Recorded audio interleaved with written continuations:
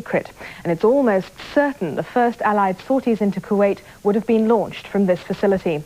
Its position allows them to launch attacks on ground targets in Kuwait and Iraq and return without having to refuel. The BBC's Martin Bell reports.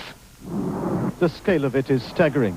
This airbase, constructed out of nowhere in particular in the middle of the desert, is larger than the biggest airport in the whole of the United States. It is home to F-16s of the South Carolina National Guard, mobilized on Christmas Day, and these F-15Es, the latest weapon in the U.S. Air Force Armory, designed for deep penetration attacks in Kuwait and Iraq itself. A magical aircraft, the wing commander calls it, who says that air power won't win the war, but it will make the war winnable. The main thing I want to do is make sure that there's not any American soldiers killed, or as few as possible. And this is the paradox of what they're preparing. They have the weapons of World War III and the missions of World War I.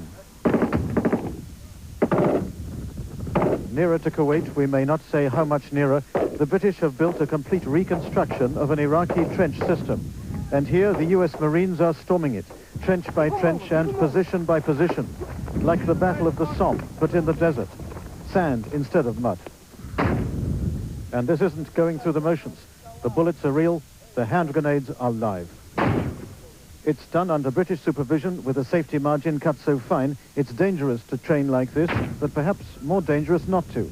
The safety point here, which we're trying to get across to people when they actually go in places like Kuwait to take out the Iraqi defensive systems is that in some ways it's going to be a complete chaos when they get there of actually going in. The coalition forces are on a steep learning curve. Not only the Americans, but the British too, whose Challenger tanks misread a quicksand and learned the hard lesson from it.